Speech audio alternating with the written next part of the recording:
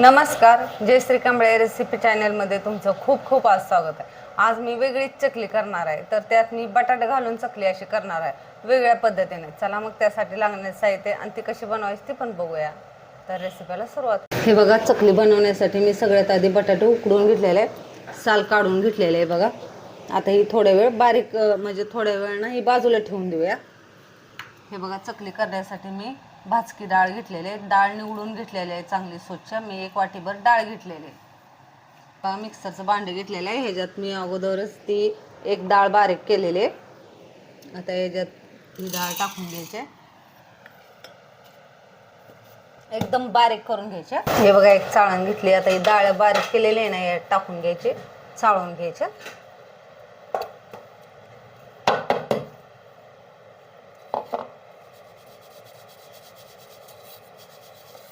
आता ह्याच वाटीनं ना तांदळाचं पीठ 2 वाटी घ्यायचं आहे.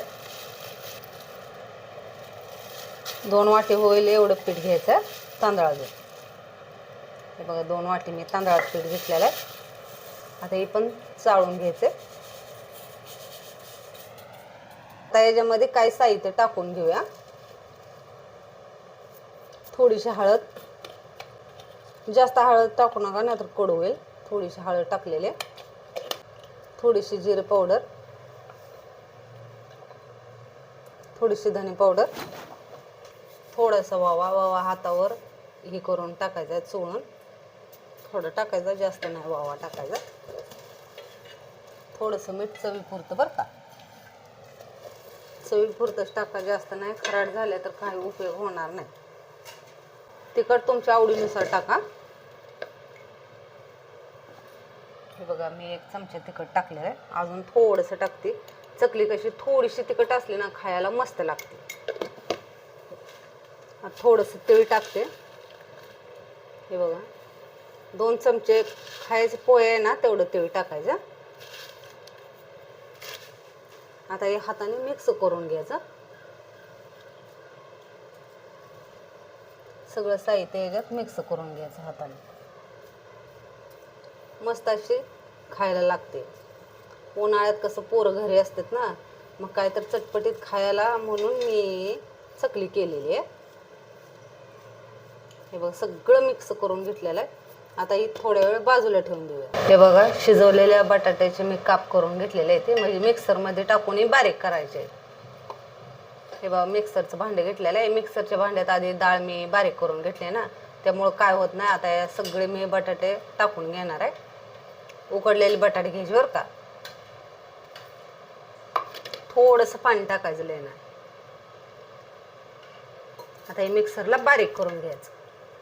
हे बघा, पाणी टाकून मी असं बारीक करून घेतलेलं आहे. हे बघा, अशी पेस्ट तयार झालेली. आता काय करूया, ही बाजूला ठेवून देऊया. हे बघा, मी ही वाटी घेतलेली आहे. आता या वाटीत ना 3 चमचे खायचे पोहे असतात ना तेवढं तेल वतायचं. हे बघा, ही तेल ना कडकडीत गरम करून घ्यायचं. हे बघा, पीठ असं मिक्स करून घेतलेलं आहे. कडकडीत तेल गरम करून घेतलेलं आहे. आता ही तेल याच्यात टाकून घ्यायचं. जास्त बी टाकायचं नाही बरं का तेल, नाहीतर सगळं त्यात ही बसेल. चमच्याच्या साह्यानं आधी मिक्स करून घ्यायचं. जास्त तेल नाही टाकायचं, नाही तर काय माहीत आहे का, आपल्या चकल्या येत्या ना तेलकट होतील. गरम असतं ना म्हणून ते चमच्याने ह्याला आधी मिक्स करायचं, परत हाताने मिक्स करायचं. सगळं ह्याला तेल ही मिक्स झालं पाहिजे.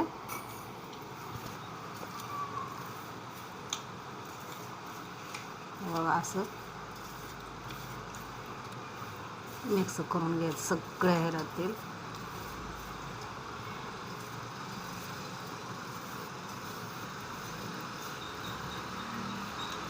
बघा, हे किती भारी पीठ झालं मिक्स करून घेतल्यामुळं.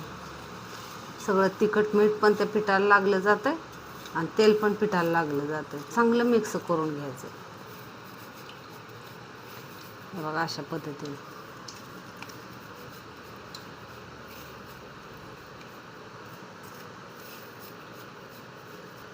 हे बघा, मोठका होतं. आता ही पेस्ट केलेली आहे ना, ही ह्याच्यात टाकून घ्यायची.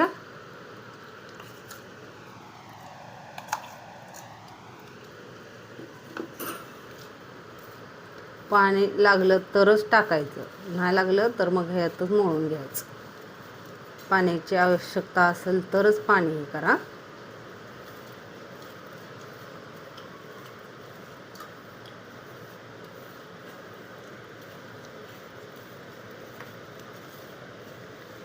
एवढी क्वांटिटी करायची असेल तर, छोट्या वाटीनं करायची असेल ना तर छोटीच बटाटे घ्या, जास्त मोठी घेऊ नका. आता इथं पाणी मला लागणार आहे. मी पाणी ऑलरेडी गरम करून घेतलेलं आहे.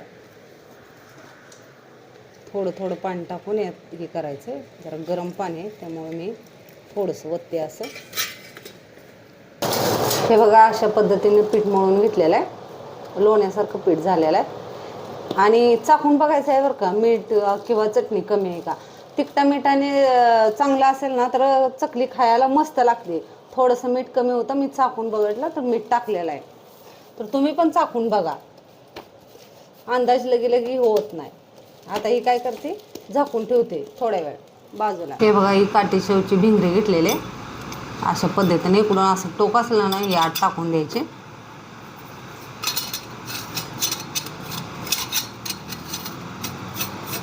आणि फिट करून घ्यायचं याला.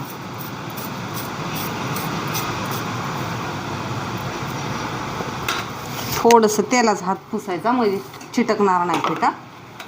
हे बघा, मी तेलाचा तेल घेतलेलं आहे, त्याला सगळीकडे असं फिरवून घेते म्हणजे चिटकणार नाही ना.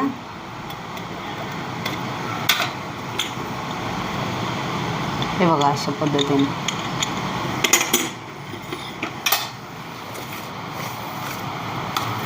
हे बघा, एवढा मी गोळा घेतलेला आहे पिठाचा, काटेशेवचं पीठ. किती मस्त असं झालेलं आहे.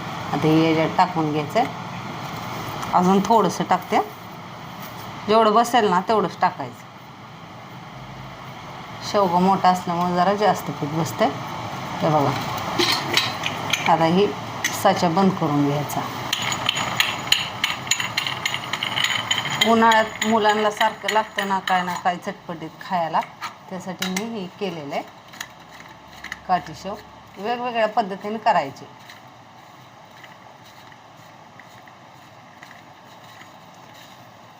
फिट बसवून घ्यायचं. आता हे गोल गोल असे काटीशेव पाडायचे, म्हणजे तुम्हाला पाहिजे ते आकारायचे बरं का.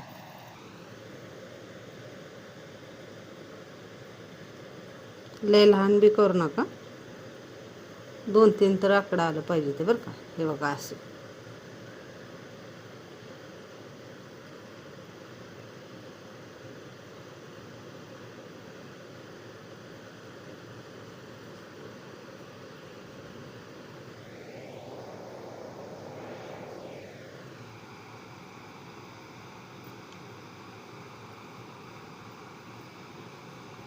तेल गरम करत ठेवायचं बरं का,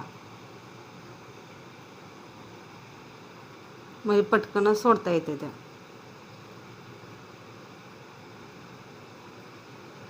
बटाटा घातल्यामुळे एकदम खुसखुशीत होते त्या, जास्त कडक नाही त्यावर.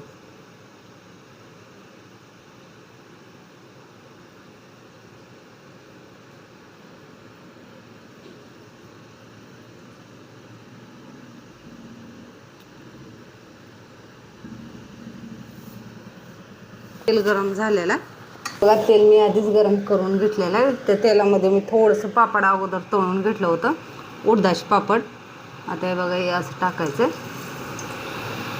गरम करून गॅस कमी केलेला आहे बरं का.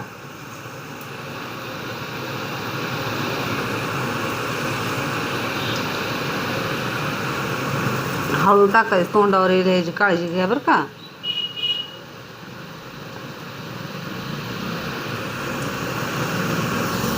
लगी पलटू नका.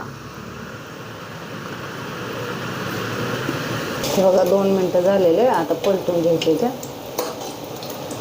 हळूच पलटायच्या.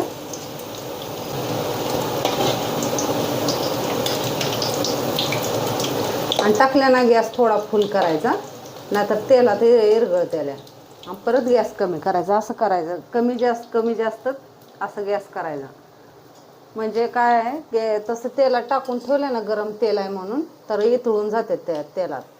तर त्यामुळे गॅस फुल करायचा, परत वाटलं तर कमी करायचा. कमी ह्याच्यावरच पण तळायचे बरं का. हे बघा मी आता गॅस कमी केलेला आहे, फुल केलं तर मागाशी टाकल्यामुळं नाही तेलात विरघळते ते ना, त्यामुळं मी फुल केलं. कटीशेव तळलेले आता एका ताटामध्ये काढून घेते. बघा अशा पद्धतीने काटीशेव तयार आहे. हे बघा किती मस्त अशी झालेले आहे, खुसखुशीत एकदम आहे का. हे बघा किती मस्त झालेले. हे बघा या खायला मग आणि कशी वाटली तुम्हाला कमेंट करून जरूर सांगा.